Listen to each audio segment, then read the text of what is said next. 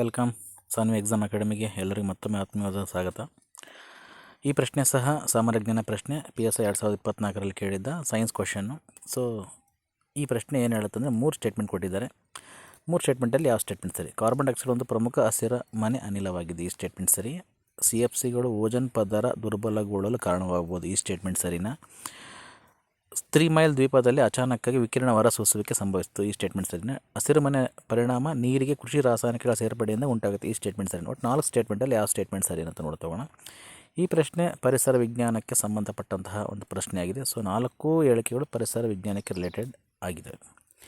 ಫಸ್ಟ್ನೇ statement, carbon dioxide ಒಂದು ಪ್ರಮುಖ ಹಸಿರುಮನೆ ಅನಿಲ. ಸೊ ಈ ಸ್ಟೇಟ್ಮೆಂಟ್ ಸರಿ, ಯಾಕಂದರೆ ಸಾಕಷ್ಟು ಬಾರಿ ಎಕ್ಸಾಮಲ್ಲಿ ಕೇಳಿದ್ದಾನೆ, ಪ್ಯೂರ್ಲಿ ಸೈನ್ಸ್ ಕ್ವಶನ್ನು. ಸೊ ಕಾರ್ಬನ್ ಡೈಆಕ್ಸೈಡ್ ಪ್ರಮುಖವಾದ ಹಸಿರುಮನೆ ಅನಿಲವಾಗಿದೆ. ಸೊ ಈ ಸ್ಟೇಟ್ಮೆಂಟ್ ಸರಿ. ಕಾರ್ಬನ್ ಡೈಆಕ್ಸೈಡ್ ಭೂಮಿಯ ತಾಪಮಾನ ಏರಿಕೆಗೆ ಕಾರಣವಾಗುವಂಥ ಪ್ರಮುಖ ಅನಿಲಗಳಲ್ಲಿ ಅದು ಸಹ ಒಂದು.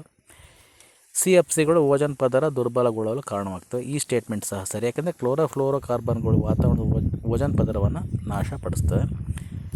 ಥರ್ಡ್ ಸ್ಟೇಟ್ಮೆಂಟ್, 3 ಮೈಲ್ ದ್ವೀಪದಲ್ಲಿ ಆಕಸ್ಮಿಕವಾಗಿ ವಿಕಿರಣ ಹೊರಸೂಸುವಿಕೆ ಸಂಭವಿಸಿತು, ಸರಿ, ಈ ಸ್ಟೇಟ್ಮೆಂಟ್ ಸರಿ. 1979ರಲ್ಲಿ ಅಮೆರಿಕದ 3 ಮೈಲ್ ಐಲ್ಯಾಂಡ್ ಪರಮಾಣು ವಿದ್ಯುತ್ ಸ್ಥಾವರದಲ್ಲಿ ವಿಕಿರಣ ಸೋರಿಕೆಯ ಅಪಘಾತ ನಡೆಯಿತು. 4ನೇ ಸ್ಟೇಟ್ಮೆಂಟು, ಹಸಿರುಮನೆ ಪರಿಣಾಮ ನೀರಿಗೆ ಕೃಷಿ ರಾಸಾಯನಿಕಗಳು ಸೇರ್ಪಡೆಯಿಂದ ಉಂಟಾಗುತ್ತೆ, ಆ ಥರ ಏನಿಲ್ಲ, ರಾಂಗು. ಹಸಿರುಮನೆ ಪರಿಣಾಮ ಯಾವಾಗಲೂ ವಾತಾವರಣದಲ್ಲಿ ಅನಿಲಗಳು ಇದಾವಲ್ಲ, ಅವು ಶಾಖವನ್ನು ಹಿಡಿದಿಟ್ಟುಕೊಳ್ಳೋದ್ರಿಂದ ಉಂಟಾಗುತ್ತೆ, ಯಾವುದೇ ಕಾರಣಕ್ಕೆ ವಾಟರ್ ಪೊಲ್ಯೂಷನ್ನಿಂದ ಅಲ್ಲ. ಸೊ ಹಾಗಾಗಿ ಸರಿಯಾದ ಉತ್ತರ ಏನಾಗುತ್ತೆ? A ಮತ್ತು B ಮತ್ತು C ಸರಿಯಾಗುತ್ತೆ, ಆಪ್ಷನ್ 1 ಸರಿಯಾಗುತ್ತೆ. ಕಾರ್ಬನ್ ಡೈಆಕ್ಸೈಡ್ ಪ್ರಮುಖ ಹಸಿರುಮನೆ ಅನಿಲ, ಈ ಸ್ಟೇಟ್ಮೆಂಟ್ ಸರಿ. ಕ್ಲೋರೋಫ್ಲೋರೋಕಾರ್ಬನ್ಗಳು ಓಜೋನ್ ಪದರ ದುರ್ಬಲಗೊಳ್ಳಲು ಕಾರಣವಾಗುವುದು, ಈ ಸ್ಟೇಟ್ಮೆಂಟ್ ಸರಿ.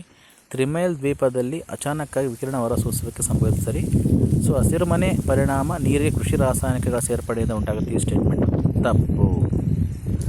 ಯಾಕಪ್ಪ ತಪ್ಪು ಅಂದರೆ, ಯಾವುದೇ ಕಾರಣಕ್ಕೂ ಕೃಷಿ ರಾಸಾಯನಿಕಗಳು ಮತ್ತು ನೀರಿನ ಮಾಲಿನ್ಯ, ಸೊ ಕೃಷಿ ರಾಸಾಯನಿಕಗಳು ಹಸಿರುಮನೆ ಪರಿಣಾಮಕ್ಕೆ ಯಾವುದೇ ಕಾರಣಕ್ಕೆ ಕಾರಣವಾಗೋದಿಲ್ಲ, ಅವು ನೀರಿನ ಮಾಲಿನ್ಯಕ್ಕೆ, ವಾಟರ್ ಪೊಲ್ಯೂಷನ್ಗೆ ಮತ್ತು ಯೂಟ್ರಿಫಿಕೇಷನ್ಗೆ ಕಾರಣವಾಗ್ಬೋದು.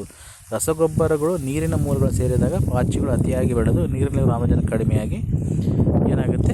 ಜಲಚರಗಳು ಸಾಯ್ತವೆ. ಸೊ ಯಾವುದೇ ಕಾರಣಕ್ಕೂ ನೀರಿಗೆ ಕೃಷಿ ರಾಸಾಯನಿಕಗಳು ಸೇರಿಸುವುದು ಹಸಿರುಮನೆ ಪರಿಣಾಮ ಉಂಟಾಗೋದಿಲ್ಲ, ಅದರ ಬದಲಾಗಿ ಅದು ಏನಾಗುತ್ತೆ?